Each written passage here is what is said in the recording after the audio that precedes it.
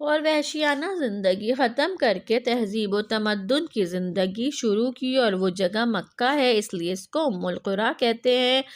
آپ کو امی مکہ کی نسبت سے اور کثرت امت کی وجہ سے بھی کہا جاتا ہے۔ امی کے ایک معنی پاکی کے ہیں۔ نبی محترم کی فطرت اور عصمت تمام عیوب و نقائص سے پاک صاف تھی، اس لیے بھی آپ کو امی کہا جاتا ہے۔ خصائص الکبریٰ میں ہے کہ ام المومنین حضرت عائشہ صدیقہ نے انہی معنوں کو ملحوظ رکھتے ہوئے آپ کی شان میں اشعار کہے بھی تھے، جن کو سن کر آقا نامدار نے تبسم فرمایا تھا۔ بعثت سے قبل حضور اقدس نے کسی سے کوئی تعلیم حاصل نہ کی تھی، نہ ہی کسی سے کوئی علم و فنون سیکھے تھے۔ آپ کے لوح قلب پر کبھی کسی تحریر یا تقریر کا نقش ثبت نہیں ہوا تھا۔ آپ کبھی کسی مکتب میں داخل ہوئے اور نہ ہی کبھی دست مبارک نے قلم پکڑا، نہ زبان اطہر نے کبھی کوئی سبق لیا۔ لہٰذا لفظ امی سے ثابت ہے کہ آپ مروجہ لکھنے پڑھنے سے بالا تر تھے، اور 40 سال تک کسی نے آپ صلی اللہ علیہ وآلہ وسلم کی زبان مبارک سے کبھی کوئی عالمانہ گفتگو نہیں سنی تھی۔ سورۃ العنکبوت آیت نمبر 48 میں اللہ تعالیٰ خود فرماتے ہیں، ترجمہ: اے رسول، قرآن سے پہلے تم نہ کسی کتاب کو پڑھا کرتے تھے اور نہ ہی تمہارے دست راست نے کبھی کوئی خط کھینچا، تب تو یہ جھٹلانے والے اس پر شک بھی کر سکتے تھے۔ اس میں اللہ تعالیٰ کی یہ حکمت بھی پوشیدہ تھی کہ کوئی انسان آپ صلی اللہ علیہ وآلہ وسلم کے استاد ہونے کا دعویٰ نہیں کر سکتا تھا۔ آپ کی بسم اللہ اقرأ بسم ربک الذی خلق سے ہوئی خلق الانسان من علق، گویا آپ کی تعلیم خلقت انسانی سے شروع ہوئی۔ جو دنیا کا معلم اعظم بنا وہ کبھی کسی کا شاگرد نہیں بنا، لیکن اچانک ایک دم وہ محاسن اخلاق، اعلیٰ اعمال، تہذیب و تمدن، تدبر، اقتصادیات، سیاسیات اور عمرانیات کے در سے لوگوں کے دماغ کو روشن، روح کو پرنور اور دل کو اجلا کر دینے والی تعلیم دینے لگا۔ اس کی درسگاہ کے دروازے سب کے لیے وہاں ہیں۔ اس کی درسگاہ میں کالے، گورے، غریب، امیر، عربی، اجمی، صحرا نشین اور شہری برابر اور ایک ہی صف میں ہیں۔ سورۃ آل عمران آیت نمبر 164 کا ترجمہ: اور نبی ان کو کتاب و حکمت کی تعلیم دیتا ہے۔ آپ کی تعلیم ابد تک معاشی، معاشرتی، قانونی، سیاسی علم و فکر کی رہنمائی کرتی ہے۔ آپ نے اپنی تعلیم کے ذریعے انسان کی انسانیت کو بہم عروج پر پہنچایا اور خلیفۃ اللہ کے درجے پر فائز کر دیا۔ زمین پر انسان خلیفہ فی الارض کہلایا۔ اس انسان کامل کا عظیم ترین معجزہ یہی ہے کہ آپ امی ہونے کے باوجود معلم اعظم ہیں۔ ارشاد ربانی ہے، تجھے علم سکھایا ان چیزوں کا جس کا تجھے علم نہ تھا۔ اس سے ظاہر ہے اللہ تعالیٰ نے آپ کو خود تعلیم دی۔ عام لوگوں کو تعلیم آنکھ، کان اور زبان کے ذریعے دی جاتی، لیکن انبیاء کی تعلیم قلب سے ہوتی ہے۔ سورۃ الاعلیٰ آیت نمبر 6 کا ترجمہ ہے، ہم تجھے پڑھائیں گے پھر تو نہ بھولے گا۔ قرآن و حدیث سے صاف ظاہر ہے کہ ان میں ماضی، حال اور مستقبل کی تمام باتیں ہیں۔ ماضی کے واقعات، حال کے احکامات اور مستقبل کی بشارتیں ہیں، جس سے ظاہر ہے کہ خدائے ذوالجلال سے براہ راست نبی الامی کو تعلیم ملتی تھی۔ بڑے بڑے علماء، دانشور، نکتہ دار، فلاسفر آپ کے دربار میں حاضری دیتے۔ زانوئے ادب طے کرتے اور اقرار کرتے کہ ان کا علم، ان کا فہم حضور کے عرفان کے آگے ایسا ہے جیسا سمندر کے کنارے ایک بوند یا ایک قطرہ پانی ہو۔ آپ کے شاگردوں کی جماعت میں ہر قسم کے لوگ صف اول پر نظر آتے ہیں۔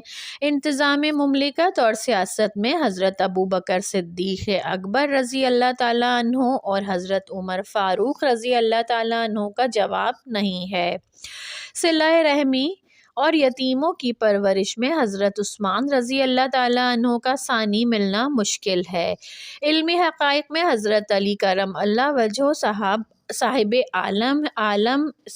علم ہیں اور ابن سعود بھی سب سے آگے ہیں۔ فتوحات کا صحرا حضرت خالد بن ولید رضی اللہ تعالیٰ عنہ اور حضرت ابو عبیدہ رضی اللہ تعالیٰ عنہ کے سر ہے۔ زہد و قناعت میں حضرت سلمان فارسی رضی اللہ تعالیٰ عنہ، حضرت ابو ذر رضی اللہ تعالیٰ عنہ بازی لے گئے۔ اسی طرح فرائض الہی میں حضرت زید بن ثابت رضی اللہ تعالیٰ عنہ، کعب بن انصاری رضی اللہ تعالیٰ عنہ سب کے سب اپنی صفوں کے سالار اعظم ہیں۔ یہ تو کچھ اسماء ہیں جو تعارف کے طور پر بیان کیے، ورنہ آپ کی بارگاہ کے سب شاگرد متفرق علوم کے لیے بڑے بلند مقام رکھتے ہیں۔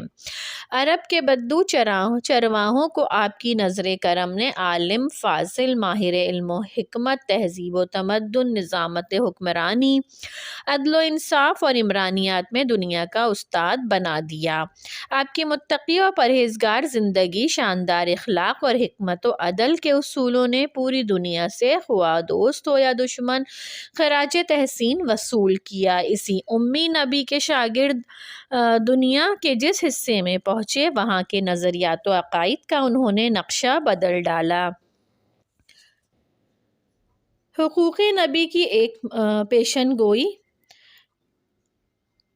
یہ ہے کہ قدیم ٹیلے اس کے لیے جھک گئے جس کو پہاڑوں، درختوں اور ٹیلوں نے جھک کر سلام کیا اور ادب سے سرنگوں ہو گئے۔ تب اس کا اس دنیا میں نزول ہوا جس کی صدیوں پہلے نبیوں نے بشارت دی تھی۔ بچپن میں شام کے سفر میں حضرت محمد مصطفیٰ صلی اللہ علیہ وآلہ وسلم اپنے چچا ابو طالب کے ہمراہ تشریف لے جا رہے تھے۔ اس وقت آپ کی عمر 12 سال ہوگی۔ یہ لوگ جب بصرے پہنچے تو ایک عیسائی راہب بحیرہ کی خانقاہ میں اترے۔ اس راہب نے حضور صلی اللہ علیہ وآلہ وسلم کو دیکھ کر کہا کہ یہ بچہ سید المرسلین۔ جب اس سے پوچھا گیا کہ تمہیں کیسے معلوم ہوا تو اس نے بتایا کہ جب آپ لوگ پہاڑ سے اتر رہے تھے تو جس قدر پہاڑ، درخت اور ٹیلے تھے وہ سب سجدے کے لیے جھک گئے۔ اس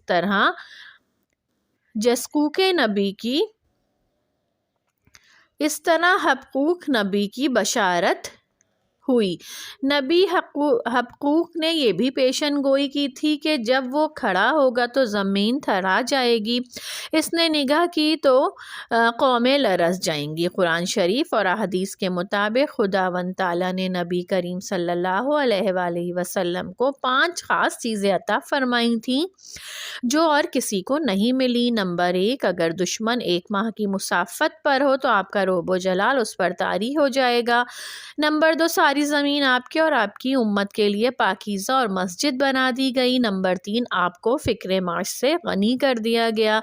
نمبر 4، اس شافع محشر کو شفاعت کا حق دیا گیا۔ نمبر 5، پہلے نبی صرف اپنی قوم کے لیے خاص ہوا کرتے تھے مگر رب العالمین نے اپنے حبیب کو رحمت للعالمین بنا کر بھیجا۔ جب نبی کریم حضرت محمد صلی اللہ علیہ وآلہ وسلم شہر یا مکہ سے باہر تنہا تشریف لے جاتے تو کبھی کسی دشمن کو جرأت و ہمت نہیں ہوئی کہ آپ کو کسی قسم کا گزند پہنچائے۔ میلوں میں لاکھوں لوگوں کی موجودگی میں دیوتاؤں کے مقابلے میں جب آپ توحید کا اعلان کرتے اور جب تک آپ واز فرما رہے ہوتے تو کسی کی بھی تنہا انسان پر حملہ کرنے کی ہمت نہ ہوتی اور وہ آپ کا بال بیکا نہ کر سکتے۔ اس مرد مجاہد مومن کے خلاف طائف کے سردار جو جانی دشمن تھے وہ بھی دور سے ہی پتھر مارتے مگر قریب آنے کی جرأت نہ کر سکتے۔ بالآخر وہی لوگ مدینہ آ کر مسلمان ہوئے۔ یمن ملک جب ایران کے قبضے سے نکل گیا تو وہاں کے لوگ مدینہ بھی آ کر مشرف با اسلام ہوئے۔ محسن انسانیت کی دنیا میں تشریف آوری سے مشیت ازدی خالق کون و مکان کا مقصد یہ تھا کہ اہل دنیا کو ان کی مقدس و مطہر زندگی سے مکمل ہدایت و رہبری حاصل ہو اور یہ دنیا جو ظلم و استبداد اور ملعونیت میں گرفتار ہے اس سے آزاد ہو جائے۔ آپ کی دنیا میں تشریف آوری کا مقصد اللہ تعالیٰ کی آخری ہدایات اور آخری پیغام کی تکمیل تھی، جو خاتم النبیین انسان کامل پر مکمل ہونا تھا۔ رحمت للعالمین نے آ کر انسانوں کو انسانوں کی غلامی سے نجات دلائی اور آقائی بخشی۔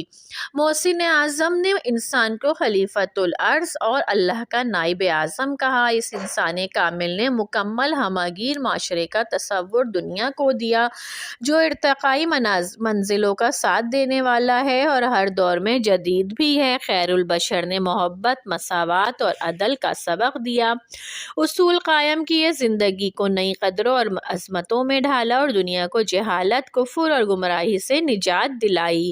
خاتم النبیین کا آخری اور ابدی پیغام یہ ہے کہ عزت کا معیار تقویٰ ہے۔ آپ کی تعلیم بھی یہی ہے کہ سب مسلمان بھائی بھائی ہیں، کسی عربی کو کسی عجمی پر کوئی فوقیت نہیں، کسی گورے کو کسی کالے پر کوئی برتری نہیں، سب انسان محترم و معزز ہیں۔ واجب التعظیم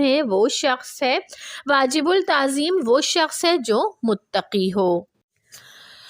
اسماء حسنی حضرت محمد صلی اللہ علیہ وسلم۔ سورۃ الصف آیت نمبر 6 میں اللہ تعالیٰ فرماتے ہیں، اور یاد کرو عیسیٰ ابن مریم کی وہ بات جو اس نے کہی تھی کہ اے بنی اسرائیل، میں تمہاری طرف اللہ کا بھیجا ہوا رسول ہوں، تصدیق کرنے والا ہوں تورات کی جو مجھ سے پہلے آئی ہوئی ہے، اور بشارت دینے والا ہوں ایک رسول کی جو بعد میں آئے گا، جس کا نام احمد ہوگا۔ آپ صلی اللہ علیہ وآلہ وسلم کے بہت سے نام ہیں، لیکن دو نام محمد اور احمد آپ صلی اللہ علیہ وآلہ وسلم کے ذاتی اور باقی صفاتی نام کہلاتے ہیں۔ نبی اکرم صلی اللہ علیہ وآلہ وسلم کے یہ تمام اسماء گرامی عظیم برکتوں اور خصوصیتوں والے ہیں، اور اللہ تعالیٰ نے ہر نام کی جدا تاثیر اور انقلاب انگیزی رکھی ہے۔ احمد حضرت محمد مصطفیٰ صلی اللہ علیہ وآلہ وسلم کا اسم مبارکہ ہے، جو حضرت عیسیٰ علیہ السلام کی بشارت کے مطابق ہے، اور آپ کی والدہ محترمہ نے بھی آپ کا نام احمد رکھا۔ احمد ہم سے مشتق ہے، جس کے معنی ہے سب سے زیادہ تعریف کرنے والا۔ آپ نے ریت کے ذروں اور آسمان کے ستاروں سے زیادہ اپنے معبود حقیقی کی تعریف کی ہے، اور اس کی حمد و ثنا دنیا میں پھیلائی ہے۔ محمد صلی اللہ علیہ وسلم۔ محمد کے معنی وہ جس کی بہت تعریف کی گئی ہو۔ قرآن کریم میں رسول خدا کے نام محمد صلی اللہ علیہ وآلہ وسلم رسول خدا کے لیے نام محمد صلی اللہ علیہ وآلہ وسلم استعمال ہوا ہے، جو قرآن کریم میں 4 جگہوں پر استعمال ہوا۔ سورہ آل عمران آیت نمبر 144 میں اللہ تعالیٰ فرماتے ہیں، اور محمد صلی اللہ علیہ وآلہ وسلم ایک رسول ہی تو ہیں، ان سے پہلے بھی بہت سے رسول گزر چکے ہیں۔ سورۃ الاحزاب آیت نمبر 40 میں اللہ تعالیٰ فرماتے ہیں، مسلمانوں، محمد صلی اللہ علیہ وسلم تم مردوں میں سے کسی کے باپ نہیں ہیں، لیکن وہ اللہ کے رسول ہیں اور تمام نبیوں میں سب سے آخری نبی ہیں۔ سورہ محمد آیت نمبر 2 میں اللہ تعالیٰ فرماتے ہیں، اور جو لوگ ایمان لے آئے ہیں اور انہوں نے نیک عمل کیے ہیں اور ہر بات کو دل سے مانا جو محمد صلی اللہ علیہ وسلم پر نازل کی گئی ہے، اور وہ ہے سراسر حق ان کے رب کی طرف سے۔ سورہ فتح آیت نمبر 29 میں اللہ تعالیٰ فرماتے ہیں، محمد صلی اللہ علیہ وآلہ وسلم اللہ کے رسول ہیں۔ آپ کا یہ بابرکت مقدس اسم گرامی آپ کے دادا عبد المطلب نے رکھا، جس کے معنی ہیں جس کی بہت زیادہ تعریف کی جائے۔ اس سے قبل یہ نام عرب میں کسی کا نہیں تھا۔ دادا کی خواہش تھی کہ میرے پوتے کی بہت زیادہ تعریف ہو۔ یہ نام ایک عظیم پیشن گوئی ثابت ہوئی۔ آپ کی بہت زیادہ تعریف دنیا میں ہوتی ہے اور ابد تک ہوتی رہے گی۔ والدین کے ناموں کا اثر آپ کی شخصیت میں رچا بسا ہے۔ عبداللہ کی عبودیت، آمنہ کا امن، حلیمہ کے حلم سے آپ کا وجود پاک مکمل ہوا۔ جس بچے کے جسم اطہر میں یہ خوبیاں ہوں، یقیناً اس کا نام محمد صلی اللہ علیہ وسلم ہی ہونا چاہیے تھا۔ لفظ لفظ محمد ہم سے ہی نکلا ہے، آپ کی ذات گرامی کو ہم سے ایک خاص نسبت ہے، اسی لیے آپ کو محمود کہتے ہیں۔ آپ کی امت حمادوں کہلاتی ہے۔ آپ کی لائی ہوئی کتاب قرآن شریف کی ابتدا بھی یہ الحمدللہ رب العالمین سے ہوتی ہے۔ آپ کا ہر عمل عبادت ہے۔ آپ قرآن پاک کی چلتی پھرتی تصویر ہیں۔ آمنہ کا لال اگر رحمت العالمین ہے تو اس کے لیے وہ سراپا رحمت ہے، تو وہ اس لیے سراپا رحمت ہے۔ دشمن سب سے پیار کیا، سب پر رحم کیا۔ عبد المطلب کی دلی خواہش و مراد پوری ہوئی اور ہر صبح طلوع آفتاب سے قبل اللہ اکبر کے ساتھ محمد صلی اللہ علیہ وآلہ وسلم کی صدا بھی بلند ہوتی ہے۔ لاکھوں درود و سلام اس پر بھیجے جاتے ہیں اور دن میں 5 مرتبہ اس کے نام کا اعلان عام ہوتا ہے۔ آسمان پر فرشتے اور زمین پر جن و انس اس پر درود و سلام بھیجتے ہیں۔ آسمان متفخر ہے کہ آپ کے قدم شب معراج اس پر گئے اور زمین نازا ہے کہ خشکی و سمندر پر اس کی رحمت چھائی ہوئی ہے۔ عبد، آپ کو اللہ تعالیٰ نے عبد کہہ کر بھی مخاطب کیا۔ عبد معنی اللہ کا غلام۔ اس غلام نے اپنے آقا کی ایسی غلامی کی کہ جس نے بندوں کو اللہ کا خلیفہ بنا دیا اور وہ اللہ کا نائب کہلائے۔ نبی کا مطلب ہے خبر دینے والا۔ اس نبی نے ہماری آنکھوں پر پڑے ہوئے ہزاروں پردے ہٹا دیے اور بصیرت کی آنکھیں کھول دیں۔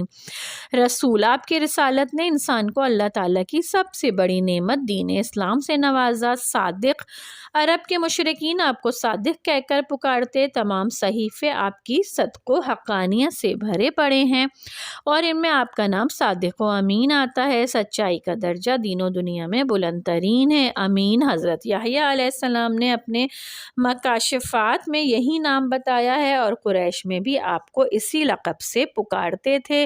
اس نام سے آپ کا مرتبہ ظاہر ہے۔ حبیب، آپ کو حبیب اس لیے پکارتے ہیں کہ خدا آپ صلی اللہ علیہ وآلہ وسلم سے پیار کرتا ہے اور آپ صلی اللہ علیہ وآلہ وسلم نے اپنی محبت سے انسانی زندگی کے ہر پہلو کو حسین و خوبصورت بنا دیا۔ اس معلم اعظم کے لیے حضرت عیسیٰ علیہ السلام نے فرمایا تھا کہ وہ آ کر صداقت کی تعلیم کو پورا کرے گا۔ اس کے درس کا آغاز انسان کے لیے تمام علوم کے دروازے وا کرتا ہے اور انجام معرفت سے ہوتا ہے۔ اس کی درسگاہ کے دروازے ہر ایک کے لیے ہمیشہ کھلے ہوتے ہیں۔ سورہ بقرہ کی آیت نمبر 151 کا ترجمہ ہے اور سکھاتے ہیں تمہیں جو تم نہیں جانتے تھے۔ مصدق، آپ صلی اللہ علیہ وآلہ وسلم کے صدق پر زمین و آسمان گواہ ہیں۔ حضرت دانیال، حضرت یحییٰ، حضرت زکریا، حضرت یسع اور حضرت ذوالکفل جیسے انبیاء کے صحیفے آپ کی صداقت و حقانیت سے پر ہیں۔ صداقت کا لقب، صادق کا لقب حضرت یحییٰ کے مکاشفات میں موجود ہے۔ امی، آپ صلی اللہ علیہ وآلہ وسلم کا لقب امی نبی ہے۔ آپ کے لیے پیشن گوئی ہے کہ امی کو کتاب دی گئی، وہ امیوں میں پیدا ہوگا۔ ام القرا یعنی مکہ کی عزت آپ کے ذات قدسی صفات سے بھی ہے۔ آپ کو معلم اعظم کہتے ہیں، لیکن ایسے امی جس کو کسی مروج نقش یا کتابی حروف کی ضرورت نہیں۔ آپ نے براہ راست خدا سے اور جبرائیل علیہ السلام سے تعلیم حاصل کی۔ بشر معنی ہے بے بالوں پر، لیکن آپ کا حق ظاہر اور جمال ظاہر ہے جو اہل محبت کی دلیل دیتا ہے۔ برہان، آپ برہان ہیں۔ برہان کے معنی ہے دلیل۔ اللہ کی محبت آپ کی ذات مقدس سے ظاہر ہے۔ بشیر، خداوند تعالیٰ نے آپ کو مخاطب کیا کہ آپ دنیا والوں کو خوشخبری اور بشارت دینے والے ہیں۔